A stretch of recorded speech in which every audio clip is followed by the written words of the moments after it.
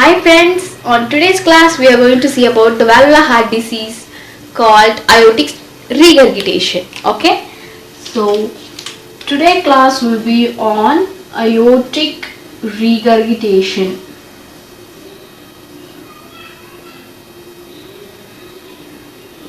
Okay, so what happens in aortic regurgitation? I have told you on the previous video that regurgitation means due to the incomplete closure of the valve, there will be a leakage or backflow of the blood. Okay, so let us see in the model of heart. Left atrium, left ventricle and aorta.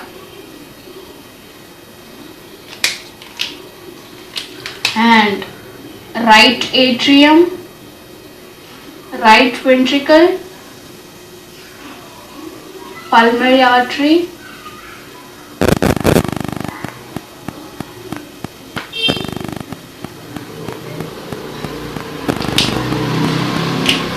and the lungs is present here for oxygenation.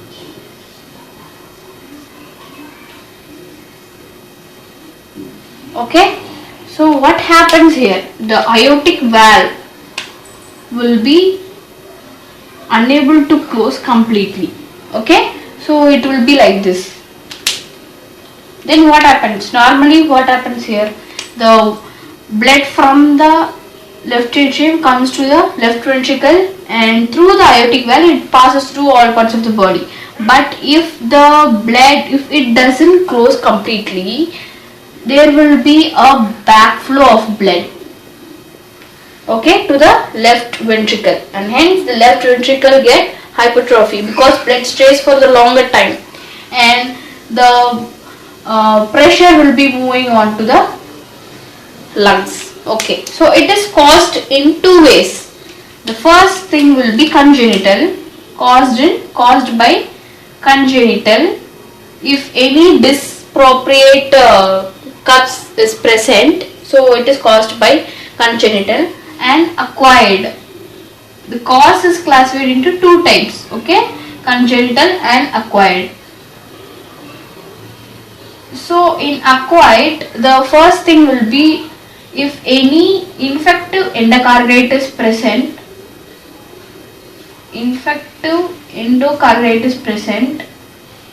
there will be a aortic regurgitation, or if any rheumatic heart disease is present, there will be a aortic regurgitation, and if any trauma is present, there will be a aortic regurgitation. Okay, so this is the cause. It is classified into two types, congenital, acquired. And the pathophysiology, what I have told here, if the incomplete closure of the valve, aortic valve take place, there will be a backflow of the blood to the left ventricle, and the left ventricle become hypertrophy, and there will be no cardiac output, and the patient become fatigued. Okay, so what happens to the left atrium? The left atrium become dilated, and the pressure will be increased on left atrium, and the pressure will be moving on to the pulmonary artery, causing pulmonary hypertension, and there will be a decreased oxygen and carbon dioxide exchange. Okay, so this is what the pathophysiology take place in here, and the symptoms in the patient of aortic regurgitation. The symptoms will be, first, angina will be there. Normally, usually the heart patients and the heart diseased patient have an asymptomatic in nature, usually asymptomatic. After the symptoms will be arised. Okay, the first will be angina in aortic regurgitation, and there will be a breathlessness and palpitation will be there. Okay, so these are the symptoms. And coming to signs, so signs will be early diastolic murmur,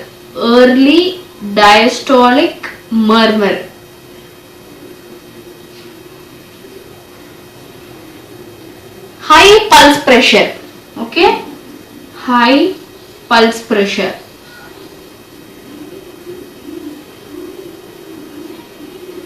and systolic murmur also will be there. Systolic murmur.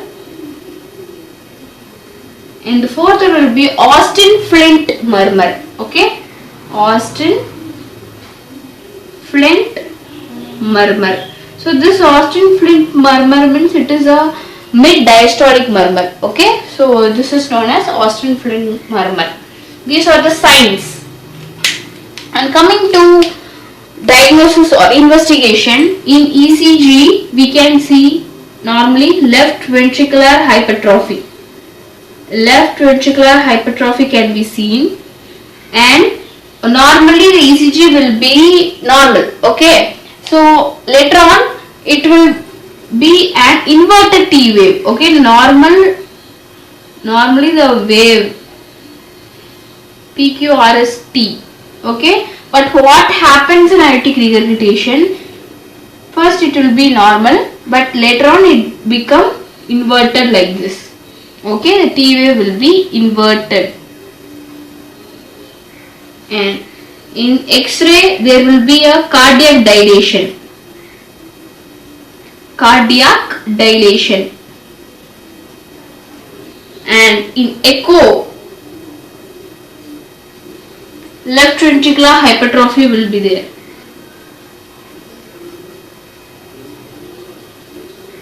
And one more thing, fluttering anterior mitral valve leaflet. Okay, so fluttering